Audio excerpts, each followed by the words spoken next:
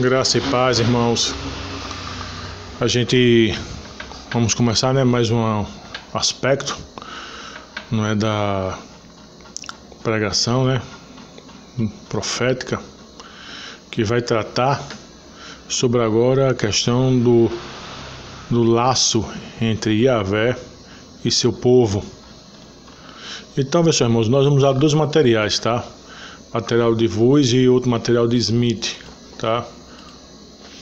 Então, meus irmãos, de acordo com os profetas, um laço estreito e único existe entre Yahvé e Israel.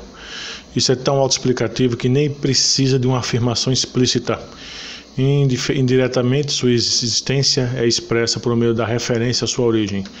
Yahvé escolheu Israel, ele é seu povo, ele casou-se com ele, e Israel é como uma vinha que ele cultiva por causa do seu fruto. Um termo técnico para isso é berit, geralmente traduzido como um pacto. Então, irmãos, isso é importante nós observarmos, principalmente essa questão do do casamento.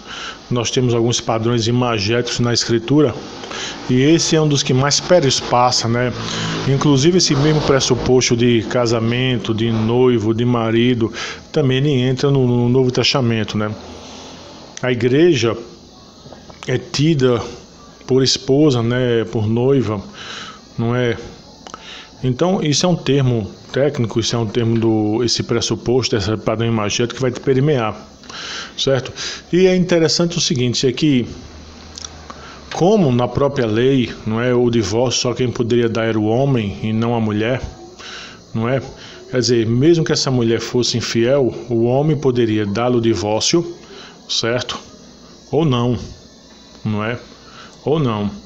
Interessante que a fidelidade de Yahvé ao seu povo reside na eleição, Porque se por acaso a fidelidade de Yahvé para o seu povo tivesse baseado numa reciprocidade, ou seja, numa relação de obediência desse povo para com Yahvé, não haveria mais casamento nenhum, correto? Mas aqui a gente precisa perceber isso, a fidelidade reside por causa da eleição. E outra coisa também que a gente sempre tem que trazer à mente isso, Ou seja, o relacionamento de Yahvé com seu povo, entendeu? Dentro da perspectiva lá do pacto da redenção feito na eternidade, ele entra como uma subcaracterística. Porque no pacto da eternidade, Yahvé fez uma aliança com Cristo, Cristo como representando os eleitos, E o Pai representando a Santíssima Trindade. Então, porque Cristo cumpre sua parte no pacto, é que Deus cumprirá. Então, o relacionamento que Deus tem com o seu povo é como se fosse uma subdivisão desse relacionamento que ele tem com Cristo. E a fidelidade está baseada nisso, no que ele tem com Cristo. Ok, irmãos? Então isso é interessante nós observarmos agora, que no que diz respeito, quando a gente trabalha a história, na própria história do povo de Deus, a gente vai ver sim esse relacionamento de Deus com o seu povo, tá? Então, pessoal, irmãos, vamos trabalhar um pouquinho essa etimologia, o Brit, o Berit. Das etimologias propostas para o Berit, as principais são as seguintes, A palavra derivada de bará, cortar. A referência a cortar é então explicada da cerimônia que fala lá em Gênesis 15:17, Jeremias 34, 18 e 19. A frase karat berit, cortar um corte, para fazer um brit, um berit, é a que se tem em mente a favor dessa etimologia, tá? A única ideia comum, sempre presente, é aquela de uma solene sanção, onde isso está presente, uma promessa, lei, acordo, podem todos se chamar de brit ou berit. A questão principal é como isso ocorre, tá? Então, no Antigo Testamento vai ocorrer basicamente esse conceito em dois livros, que a gente vai ver, Osés e Isaías, tá bom?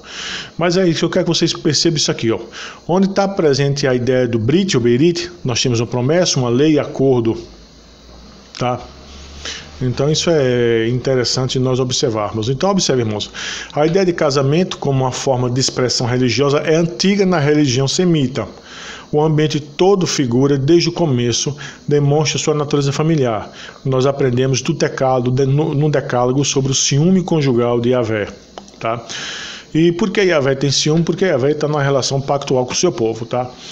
Agora, sempre é bom a gente entender isso, né? É algo que eu considero, que eu sempre falo, né, irmãos? E a razão de eu ser supralapsariano é justamente essa. Aí eu me lembro muito de um amigo que faz muitos anos que eu não vejo, certo? O nome dele é Márcio. Quando nós morávamos em Caruaru, aí conversando, né, ele sempre foi um homem de Deus muito estudioso das Escrituras, e ele sempre dizia para mim uma coisa, ele dizia, cara, bora começar a pensar a partir do decreto, E isso é uma verdade. Porque, veja só, qualquer coisa que eu for analisar, eu preciso partir do decreto. Então, por que é que eu digo isso? Porque observa, qual a razão de Deus ser tão fiel ao seu povo, mesmo quando esse povo é infiel a ele? Entendeu? Botando no ótica humana, será que Deus é um tipo de marido que gosta de sofrer? Entendeu? Não é, irmão, não é. Deus é fiel ao seu povo por causa de Cristo. Compreende? Então, a gente precisa sempre partir de Cristo, porque observa, a igreja, tanto a do Antigo quanto a do Novo Testamento, não é? É o corpo místico de quem? De Cristo, né? Então, como o sangue de Cristo, o efeito do sangue de Cristo é conhecido antes da fundação do mundo, certo? Então, observa, o Pai é fiel porque Cristo é fiel, certo? O Pai é fiel porque Cristo é fiel, certo? Então, observa, na história o sangue de Cristo fora derramado, mas o efeito dele, sabe, a certeza de que aquilo que ele entendeu, iria ser executado na história, é o fato, como diz lá em Pedro, né, de que a eficácia do seu sangue é conhecida antes da fundação do mundo, certo? Então, quando a gente parte do pacto da redenção, a gente fica claro, nós entendemos porque o bendito ele é fiel ao seu povo, por causa de Cristo, irmãos. Agora, óbvio, na história, né, Deus ele trata com o seu povo, né? É até tanto que a ira que Deus derrama contra o seu povo, quando ele peca, não é ira judicial, é ira paternal. E por que não é ira judicial? Porque conforme diz o texto lá de Colossenses, não é? Os nossos pecados foram cravados na cruz. E conforme diz lá o texto de Hebreus, certo? Aqueles que estavam debaixo da primeira dispensação, aí referindo-se, né, a todos os estágios, quando estou usando primeira dispensação, eu estou me referindo a todos os estágios da aliança antes da cruz, entendeu? Quando Cristo morre, o efeito do sacrifício de Cristo também está sobre ele, certo? E também está sobre aqueles que viveram depois de sua morte. Então, quando o Todo-Poderoso, o Deus Pai Todo-Poderoso, Criador do céu e da terra, olha para o seu povo, ele vê o seu povo, tanto do AT quanto do NT, debaixo do sangue de Cristo, debaixo daquilo que Cristo fez. Então, quando a gente está estudando aqui essa questão do profetismo de Brit, ou Beirit, como queira chamar, de Deus com seu povo, com Israel, a ideia de um casamento, entendeu? A gente sempre parte desse pressuposto, o Deus é fiel por causa de Cristo. Deus é fiel por causa de Cristo. Entendem? Agora é óbvio, quando o povo de Deus, que somos nós, pecamos, nós experimentamos a ira paternal de Deus. É o que a gente vai ver isso, né? Quer dizer, o povo pode, através de seus pecados, agir de uma forma para cancelar essa aliança. Sim. Agora, uma coisa é a aliança ser cancelada. A aliança ela não vai ser cancelada, né? E o próprio Eterno vai dizer isso, né? Entendeu? Que a aliança não pode ser cancelada. Compreende? Agora, é interessante sempre quando a gente fala em questão de aliança, questão de povo, de Deus, que o Todo-Poderoso tem uma aliança, sempre é bom nós entendermos aqueles dois aspectos dos sacramentos que, infelizmente, os irmãos de origem anabatista não compreendem, não querem compreender, não é? Que é justamente o aspecto legal e o aspecto de comunhão de vida. Todo aquele que nasce na aliança, que é filho de alguém na aliança, é necessário receber o sinal da aliança como aspecto legal. Agora, se ele vai manifestar a comunhão de vida que o sacramento de iniciação posteriormente irá trazer, é outra história, certo? Mas o aspecto legal ele precisa ter, correto? Então vamos ver um pouquinho essa questão do Brit aqui, né? A primeira vez que entra no Brit com Israel, né, é chamar, ou seja, deixa eu construir aqui. A primeira vez que a ideia de casamento com Israel é chamada de Brit ou aliança, está lá em Ezequiel 16:8, tá? Jeremias também quase que certamente associou os dois conceitos, apesar de não fazer explicitamente em lugar nenhum. Provérbios 2:17 chama o casamento de Brit ou Berit, e Malaquias 2:14 também faz o mesmo. Então a gente vai ver essa ideia aqui. Então, por trás do Berit, né, do Brit, está algo mais profundo e mais fundamental. Por quê? A natureza e a vontade de Yahvé. Entendeu? Ou seja, por que Yahvé entrou em aliança? Porque ele quis entrar. E por que ele quis entrar? Porque ele elegeu e ele escolheu. Entendeu? Pois afinal de contas o Berit, o Brit, é uma instituição que pode ser deixada nos bastidores temporariamente por razões suficientes. Tal procedimento não condena os profetas por ignorar ou se opor à ideia de Berit. Isso somente mostra que seu ensinamento se move em desígnios mais profundos. Bom, eu tinha falado que esse conceito, não é, do Brit vai aparecer em Isaías, né, em Oséias, certo? Então a gente vai ver um pouquinho, né, de como ele aparece em Oséias, já que Oséias você vai ter lá a ação simbólica, né, que vai caracterizar o livro de Oséias, que é quando Oséias se casa com aquela prostituta, né? E a ideia é por que Oséias fez isso, né? Por que Oséias fez isso? E a gente tem ali uma ação simbólica. Então vamos lá. Oséias, na suposição de que o casamento e o Brit com Yahvé são para ele idênticos, é a principal fonte de nossa informação com respeito à natureza da união. Então, o que a gente aprende no livro de Oséias? A gente aprende que a união é originada por parte de Yahvé. E aqui, como eu falei para os irmãos, né? O pressuposto de se iniciar em Yahvé parte justamente do pressuposto da eleição, né? Porque foi a Yahvé que nos elegeu. E não nós que elegemos a Yahvé para ser nosso Deus, tá? Então, observa. Não foi Israel que se ofereceu a ele é que procurou por Israel. Certo? Teologicamente falando, diríamos que o Brit tinha sua fonte na eleição divina. De fato, Isaías fala sobre a eleição, 14:1, 43:20, 49:7. Com Amós e Oséias, no entanto, um termo mais característico e íntimo é usado para comunicar algo das profundidades religiosas e do valor dessa ideia, tá bom? Esse termo é Yadá. Yadá é conhecer, mas é como eu já falei para os irmãos, a ideia de conhecer no original, na questão hebraica, não é? Deixa eu ajeitar aqui o microfone. Yadá não é a ideia de um conhecimento técnico, mas é um conhecimento de intimidade, não é?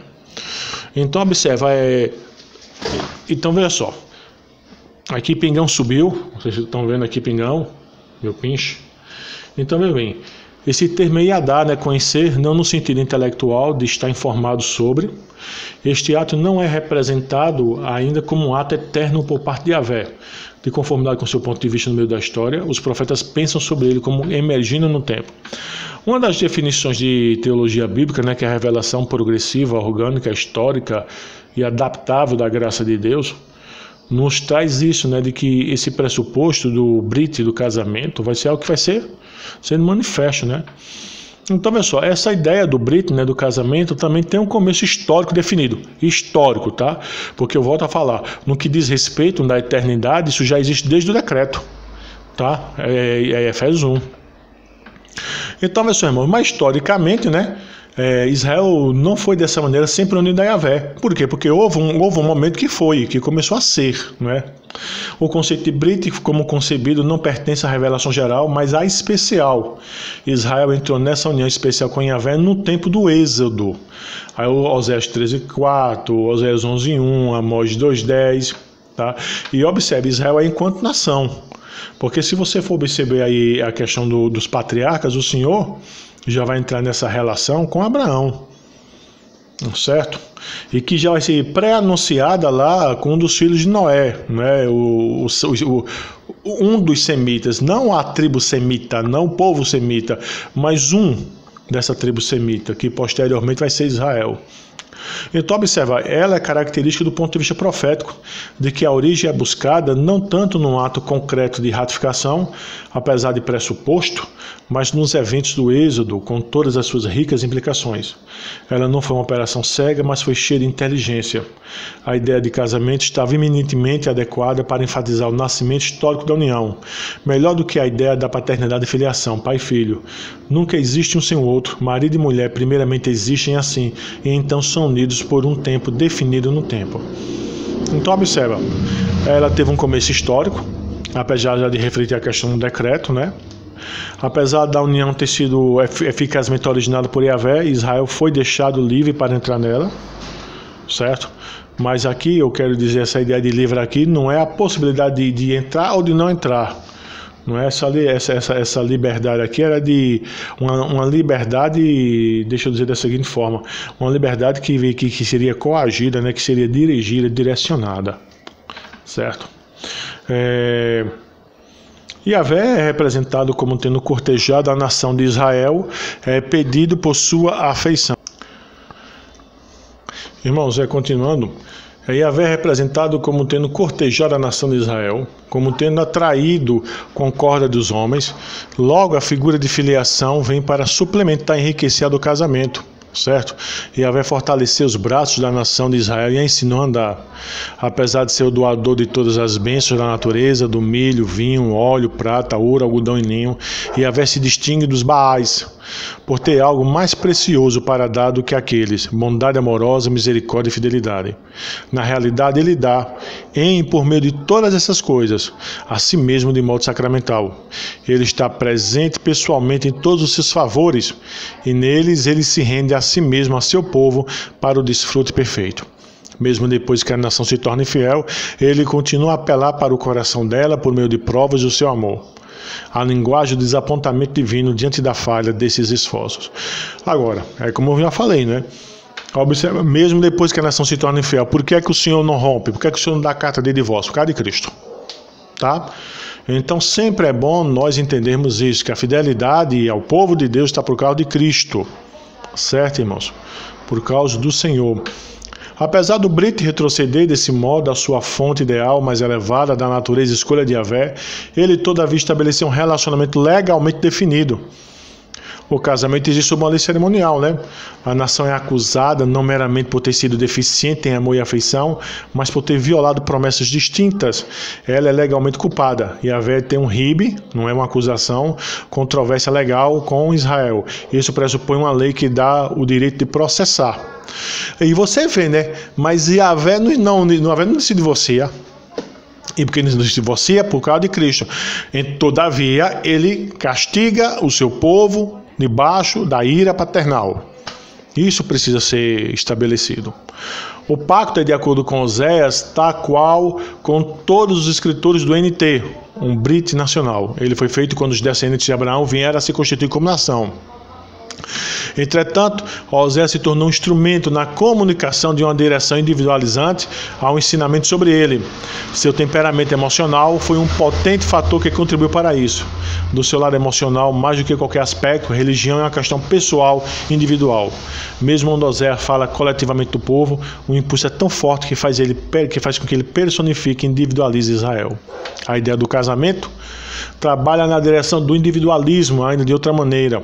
Se Yahvé é o marido e a nação é a esposa, então os israelitas individualmente aparecerão como filhos de Yahvé. Nas palavras finais do livro, a tendência na direção do individualismo se afirma bem fortemente. Isso é interessante, né, irmãos? Porque se Yahvé é o marido e a igreja é a esposa, nós somos filhos, né? E o Senhor vai castigar o seu povo, caso o seu povo desobedeça. Isso tem que ser dito sempre, irmãos. Tem que ser dito sempre. Isso precisa ser dito sempre. Ok? Então, vê só, irmãos. A gente viu, né, a respeito de uma forma bem resumida. Eu espero que os irmãos estejam lendo o material de voz, todo o material de profetismo. A gente está se encaminhando. Junho a gente termina o profetismo, certo?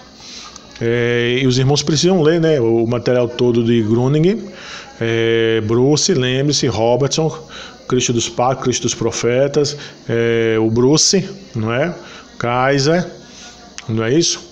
E por mais que eu não tenha pedido para os irmãos ler o Smith, né, o Smith, não é, até porque ele tem um viés não pactual, mas existem algumas coisas nele, né, que é interessante, né?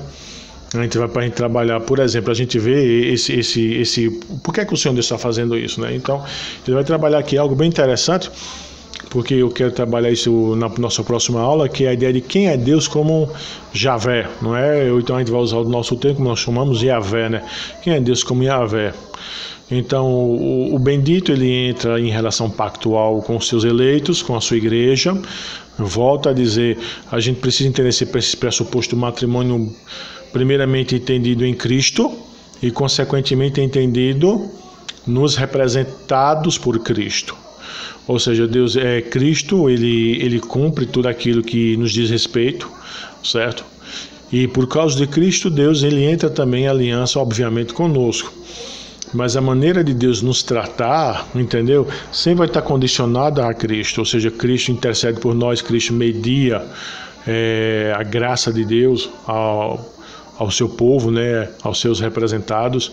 Cristo é o nosso cabeça federativo, certo? E quando nós pecamos, faz parte também das cláusulas contractuais, que Deus agirá como Pai, né, que Deus nos punirá, não é? Então aqui nós temos a ideia da visitação paternal de Deus. Deus nos trata individualmente, não é Pai nos disciplinando. Deus também castiga a igreja, levou Israel, a igreja do AT, para o exílio, tem mandado a operação do erro quando igrejas deixam de ser fiéis. A gente vê isso aí, certo? Mas uma coisa que eu quero realçar e destacar é da seguinte forma: o bendito Yavé nunca dará carta de divórcio à sua igreja. Entendeu? E por quê? Por causa de Cristo, certo? No pacto da redenção, Cristo cumpriu aquilo que era requerido dele: a obediência ativa, a obediência passiva. Ele cumpriu isso no tempo e no espaço, mas no decreto, certo? Isso já era cumprido, já era líquido e certo. Compreende? Então, por isso que o Senhor Deus, ele não dava carta de divórcio definitivo, né? Carta definitivo. Uma carta de divórcio aos crentes do AT, mesmo quando o povo se tornava desobediente, entendeu? E por que não fez isso por causa de Cristo? Então a gente precisa sempre entender esse conceito, tá bom? Aí eu volto a dizer, a gente precisa analisar a coisa sempre a partir do decreto. E entendendo que aquilo que o Senhor Deus está manifestando na história é a execução no decreto, certo? Então a gente vai trabalhar isso depois, material do Smith, né? Quem é Deus como Javé. É um material bom. Não vai trabalhar ele todo, entendeu? Não vai trabalhar ele todo. Vai trabalhar só algumas coisas que diz respeito que a gente está vendo. Tá bom, irmãos? Então, pessoal, só fazendo a síntese aqui, a pregação dos profetas, né? Primeiro aspecto que a gente já viu lá em Voz, a questão dos atributos de Yavé, quem Yavé é e os seus atributos. Segundo, o laço de amor de Yavé com Israel. Terceiro, como é que Yavé vai lidar com essa ruptura desse laço, ou seja, com o pecado, com a quebra da lei. A gente tem que entender sempre isso, né? Yavé não vai lidar dando carta de divórcio, mas ele vai lidar de forma paternal, mandando o exílio, mandando o castigo, não é? E por fim, a questão do restabelecimento, não é? Desse laço amoroso, né? E a gente precisa entender isso, que isso aí já diz respeito já até uma perspectiva futura, entendeu? De glorificação, né? Que a gente sempre vai ter aquelas promessas, né, dos profetas, principalmente lá de Isaías, sobre a restauração de todas as coisas, não é? Então a gente precisa compreender isso aí, irmãos, tá? A gente vai estar trabalhando isso aí para poder a gente estar fixando isso na cabeça, tá bom? Que Deus abençoe a todos.